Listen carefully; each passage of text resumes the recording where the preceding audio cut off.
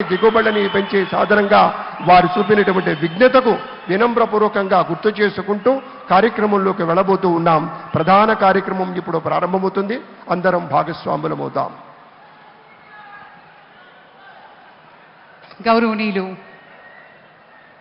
ఆంధ్రప్రదేశ్ ముఖ్యమంత్రి వర్యులు శ్రీ నారా చంద్రబాబు నాయుడు గారికి ఆహ్వానం పలుకుతున్నాం.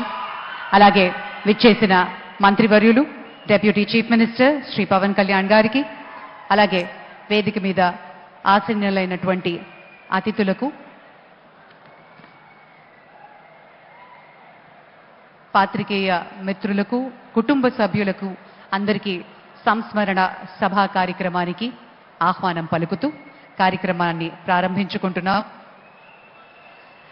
ముఖ్యమంత్రి వర్యుల్ని మన చీఫ్ సెక్రటరీ అలాగే ప్రిన్సిపల్ సెక్రటరీ గారు తోడ్కొని వేదిక మీదకి తీసుకుని వచ్చిన క్షణాన్ని మనం చూస్తున్నాం.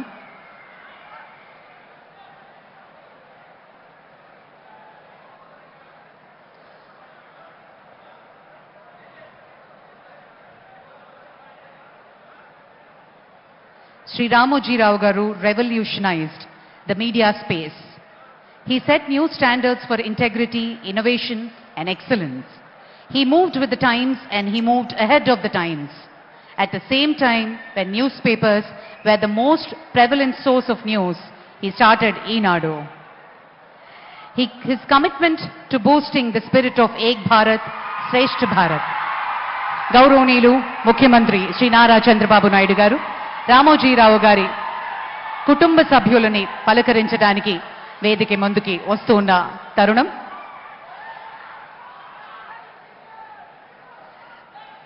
శ్రీ సిహెచ్ కిరణ్ గారు ఎండి ఈనాడు, శ్రీమతి శైలజా కిరణ్ గారు మార్గదర్శి చిట్ ఫండ్స్ ఎండి, శ్రీమతి విజయేశ్వరి గారు ఎండి ఆర్ఎఫ్సి, అలాగే రాజేష్ వీరేంద్రదేవ్ గారు, శ్రీమతి సహరి గారు, శ్రీ వెంకట్ అక్షయ్ గారు, శ్రీమతి బృహతి గారు, శ్రీ వినయ్ గారు, శ్రీమతి సుహానా గారు, mister Sujay and mister Divija కుటుంబ సభ్యుల్ని పలకరిస్తున్నటువంటి క్షణాన్ని మనం చూస్తున్నాము.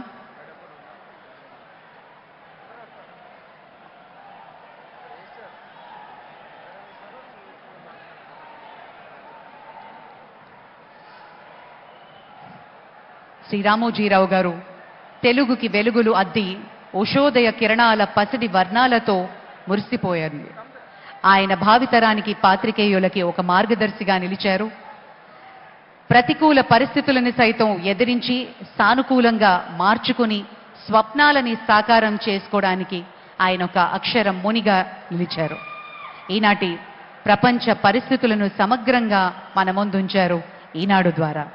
అపారమైనటువంటి సాహిత్య విలువలు కలిగిన చతుర, మహిళలందరి కోసం ప్రత్యేక వసుంధర, ఇలా ఆదివారం వస్తే ఈనాడు ఆదివారం అనుబంధం, సినిమాలపై ఆయనకున్న ప్రేమని ఉషోదయ కిరణాలతో తెలుగు ప్రజలకు రాసిన ప్రేమలేఖ, శ్రీవారికి ప్రేమలేఖ వంటి ఎన్నో చిత్రాలు కేవలం ఆరోగ్యకర హాస్యం మాత్రమే కాకుండా సమాజ శ్రేయస్సు కోరుతూ మనలో స్ఫూర్తిని నింపిన ఎన్నో సినిమాలు ఆయన వెనకుండి నడిపించారు.